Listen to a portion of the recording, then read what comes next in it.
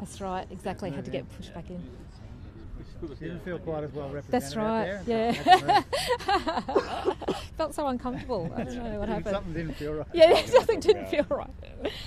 The weather, and I'll talk about the response. Everybody good? All good now? Okay. All right. Well, thank you very much. We're here on the border of the Woodridge and Algester electorate, where community members right across Browns Plains into Logan are all here, showing that community spirit that is the true Logan's community spirit, ensuring that everybody's preparing well for Tropical Cyclone Alfred. We've seen multiple community organisations, individuals and families all lending a hand to be able to get prepared for what is this going to be quite a significant weather event. And I want to welcome, of course, our federal member and our federal representatives, as well as our local council representatives here today, who will have something to say in a moment. But I can just say another very clear message to all the people across this electorate, but of course across Queensland, is to prepare now. Now is the time to get ready. We know, we're hearing more and more from the Bureau of Meteorology that this cyclone is will end up tracking towards our coast. We have to prepare now. It's better to be safe than sorry. So sandbags here in Logan and across the whole region. Making sure that you've got all of those key things, your get ready plan is all sorted in your local home, and of course that you're reaching out to your neighbours and taking care of them as well. So for now, get ready, and of course listen to all of those notices and make sure that you're prepared. I'll hand over to Jenny now. Well, thanks very much, Leanne, and it's terrific to be here with representatives from all three levels of government. And I say that because at times like this, the community really wants us to pull together. Our government's focus is on making sure that we provide all of the support that we can to the state governments, the local governments that are leading the response to the event that we think is coming towards us. Now, the Bureau has become increasingly certain that this cyclone, Tropical Cyclone Alfred, will cross the coast at some point later this week. What is less certain is exactly where that crossing will occur, how strong the cyclone will be at the time of crossing, and the precise time of the crossing. Nonetheless, we are getting ready for it because, as Leanne has said, it's a really important time for us to all start preparing. State governments are getting ready, whether it's the New South Wales government or the Queensland government. Assets are being mobilised, people are being mobilised, and planning is underway to make sure that governments are in the best possible position to protect communities and keep people safe. But there are things that we need people to do in their own place, and it's terrific to see the community here out today getting their own homes ready and looking out for their own safety, the safety of their friends and the safety of their family. Just behind me, people are filling sandbags, and of course what we see are people assisting others, making sure that they have the resources they need to protect their own property. The Treasurer and I were able to be briefed this morning by the BOM and of course to hear from Queensland officials about the preparations underway. I want to assure everybody that the Albanese government is working hand in glove with both the Queensland government and the New South Wales government. We are pre-positioning our heavy lift helicopters to make sure that they are available should they be required after Tropical Cyclone Alfred crosses the coast. We are working to make sure that the analysis and the planning is in place so that we know what to expect, and of course we're collaborating closely on making sure that that key message about preparedness is getting out to the community. So if you're at home, please have a good think. Do you have good sources of information about what risk you might be exposed to? Have you got a plan, and do you understand what you will need to do if your family needs to evacuate, or if you do need to stay home in your own home for a few days if it becomes difficult to move around in the community? And are you listening to what authorities are telling you? Are you ready to heed that advice, and are you checking in on your neighbours? These are the things we need community to do at this time, but I'm confident that working together we can get through this and keep people safe.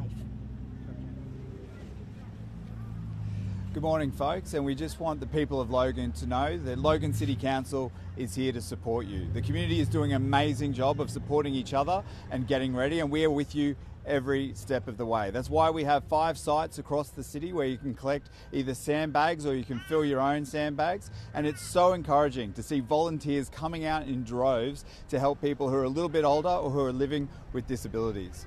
As the preparation for Tropical Cyclone Alfred progresses, we're asking people to stay tuned in to the normal sources of information, but please only rely on the information that you're getting from trusted sources, from your elected members, from your reliable news stations. There's a lot of information going out across social media. I would just ask people to make sure it's coming from a reliable source. You can always check in with the BOM. You can check in with those government sources to make sure that that information is real. What's important is that people stay connected and that you prepare your homes and your yards. By preparing your homes, we can do everything we can to support you.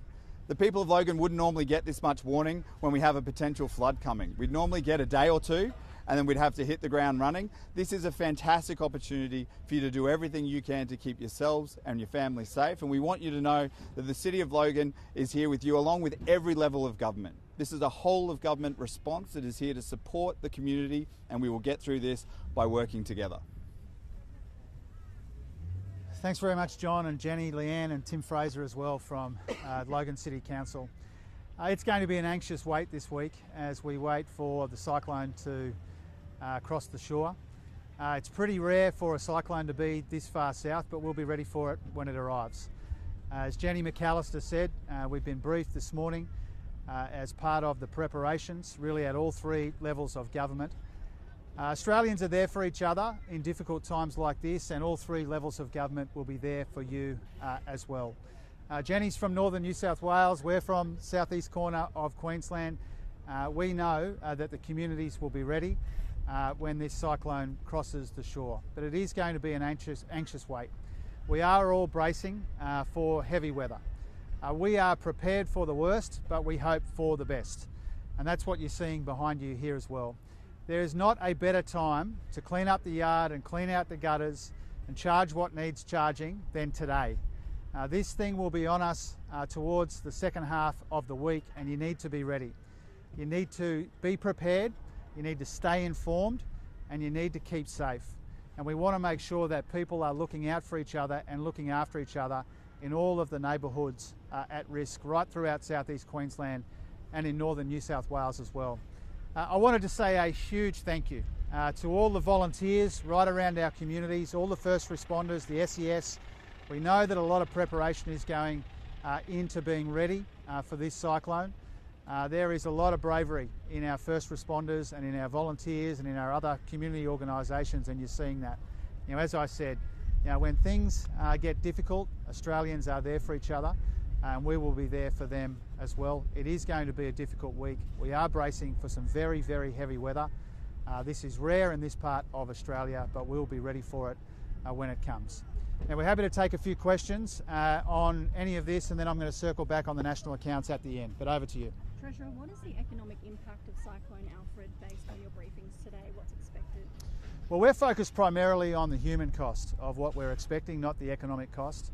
Of course, there'll be an economic cost when all is said and done, but the overwhelming focus, the sole focus of all 3 levels of government, certainly the Albanese Labor government, is to make sure that we are ready, that we are prepared.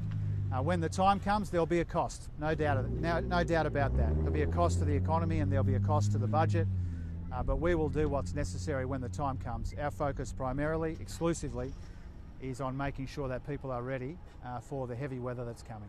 When was the last time a Prime Minister called an election in the immediate aftermath of a natural disaster? And do you think the PM could delay going to the Governor-General if it was planned for this weekend? Look, honestly, the timing of the election couldn't be further from my mind this morning. You know, we're trying to help local people get ready for this heavy weather which is coming. I've been with Jenny McAllister getting briefed, working closely with the state government and with local councils like this wonderful local council here in Logan City. That's been our focus. You know, the Prime Minister will call the election sometime in the next couple of months. That is a matter for him in consultation with his colleagues. I'm not aware of the history that you're asking me about, but our focus overwhelmingly today is helping people prepare. Has the Prime Minister given you any indication when he'll go to the Governor-General? Well, I'm obviously not going to get into the private conversations that I have with the Prime Minister about these sorts of things. We had a series of meetings yesterday Cabinet meeting and other meetings, the National Security Committee of Cabinet. I'm not going to get into those private conversations. This might be one for the Senator. Just on what's the Army's involvement? You're talking about some of the assets are being prepared, but will we see the Army go door to door throughout this disaster? So Queensland will lead the response here in South East Queensland, and of course the New South Wales Government will lead the response there. Our role is to be good partners to those governments, to be supportive, to be engaged, and to understand what might be required if the event starts to exceed their local capability. Of course, in the past, we've often seen the ADF engaged in a direct response to a request from a state government, and that door remains open. At the moment, of course, the ADF are being briefed, they're deeply engaged, they're fully aware of the situation, but we're yet to receive any formal request for assistance from the Queensland Government at this point. The MH90 helicopters were crucial in the rescues of people in 2011. What are you doing without that capability, given the Chinooks aren't really designed to do what the Taipans did back in 2011 in terms of rescues? They're more heavy lifting and logistics. As I indicated, the Queensland Government will lead the response here in Queensland, and New South Wales will lead it in their own state, and there's a range of assets that are available to both those governments to support that response. We have made investments in the national fleet, and that of course includes 3 heavy lift helicopters which have been pre-positioned into New South Wales and Queensland so that we've got those assets in the region to provide support if required. We are yet to receive any requests for ADF support, and I think we'd make an assessment about how we could best provide that support once we understood what was required from either the Queensland or the New South Wales Government. The Mayor in Logan, part of it was hit quite hard during the 2022 floods. What efforts is your council taking to prepare for this event, and what's different now that it's a cyclone? You're having to tie things down?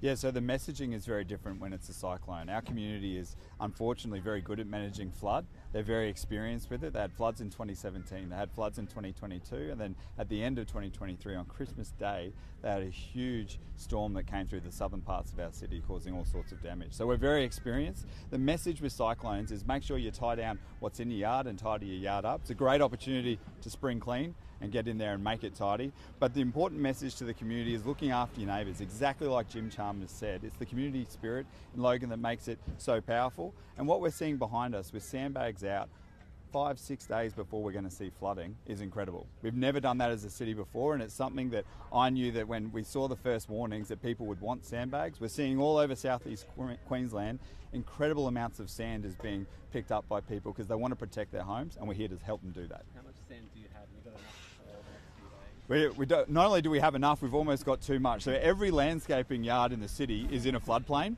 So they're basically saying to us, please take our sand because it's going to be washed down the river anyway. So it's an amazing opportunity for them to not only help the community, but it also saves them money because it gets it off their site and they don't need to try and clean it up afterwards. That access 24 hours, 7 days a week to sandbags? So as long as there's sand here, people can come and pick it up. Last night we finished at about 7 o'clock at night. Tonight we're going to go later. We've actually got local businesses who are leaning in and saying that they will continue to deliver sand through the night if that's what we need, and we thank them for that, and we're going to pick them up on that offer. Do you do curbside collection in Logan? Has that been halted in the meantime? We do curbside cleanup, and it's one of our most popular services. So right now, not on Friday when we're expecting the heavy weather. We've actually got a lot of curbside cleanup in Yarrabilba. And we've doubled the resources to make sure that's all cleaned up by Wednesday afternoon, Thursday morning. So that's great news there. For the other people who are in Tamborine, Kangaroo and Cedar Vale, we've asked them to take their curbside cleanup back in and we'll pick them up afterwards. Treasurer, just another question on Brisbane Arena and the Olympics review. Yeah. The final report is due on Saturday. Is your government committed to the $2.5 billion for Brisbane Arena, and does Brisbane deserve an inner-city live entertainment venue? Of course it does. We have committed $2.5 billion towards making these Olympic Games amazing. We've done that very enthusiastically, very proudly, working with the former state government, the current state government to make that funding available. We're very enthusiastic and willing partners. We'll see the report when it comes out. Obviously it's something that a lot of people are interested in. Everybody wants to make the Games here a success, including the federal government, and we'll play a helpful role. But we've already made it really clear that we've got $2.5 billion on the table, primarily for the arena, but also for some small venues around southeast Queensland as well. Will you give more money to larger venues if a new stadium requires more than the money committed already? Oh, that's not our intention. You know, we've already found $2.5 billion. That's not a little amount of money. We found $2.5 billion as our contribution towards making the Olympic Games in Brisbane, the southeast corner of Queensland, you know, an unbelievable showcase for the best part of Australia. And so we're looking forward to providing that funding. We haven't been contemplating providing more than that. State government's got to do their bit, but we've provided already $2.5 billion, and that should be enough. Do you hope to see it in more detail, even if you are in caretaker mode? Oh, of course. You know, we look forward to working closely with the newish state government, just like we work closely with the former state government to help make these games a success. We engage at multiple levels. I've spoken with the Treasurer about it. My terrific colleagues, Catherine King, Annika Wells and others, the Prime Minister, we've all been engaged in it. We know that there's a lot of detail to be released, and we'll see it when it is. WA Premier Roger Cook has reportedly referred to US Vice President JD Vance as a knob. Does this sort of language from a state premier damage tariff discussions with the US? Oh, look, I wouldn't have thought so. And it's up to Roger Cook to choose his own words. I mean, he's an absolutely outstanding premier. Would you choose those words? I'd choose different words, but that doesn't, you know, I'm not making any judgments about the words that Roger chose. You know, I've been asked on a number of occasions now to comment on announcements and things being said by the American administration. I point out today, as I've pointed out on every other occasion, the Americans speak for the American administration. We speak for the Australian government. That's our job. Okay, I might just say something briefly about the national accounts tomorrow, and then happy to leave you to the rest of your day. Tomorrow we will get the national accounts for the last quarter of last year. So this will be a backward-looking indication of how the Australian economy finished 2024. There are good reasons to believe that the Australian economy is starting to turn a corner. We expect growth towards the end of last year to still have been relatively soft. Economists expect it to pick up a little bit, but not a lot. I don't want to make predictions or preempt those numbers. We'll see that data in due course tomorrow morning. There are good reasons to be increasingly confident about our economy in 2025. We've got inflation down, we've got wages up, we've kept unemployment low, we've paid down a lot of Liberal debt, and now interest rates have started to come down as well. Interest rates coming down means something like an extra $5 billion pumped into our economy over 12 months. It will have a positive impact on growth and living standards, and combined with what we've been able to do to get real wages growing again, to make sure that people are earning more and keeping more of what they earn in an economy where unemployment is remarkably low. All of these things augur well for our economy in 2025. The data we get tomorrow will be 2024. It will be backward looking. If it picks up a little bit, it'll still be probably, according to the economists who make these predictions, relatively soft. But good reasons to be confident about the economy in 2025. The economy is turning a corner. We have been providing that cost of living relief, including the tax cuts. That's been helping. Wages have been growing again. That's been helping. Interest rates are now coming down. Now, when we came to office, inflation and interest rates were going up. Now inflation and interest rates are both going down.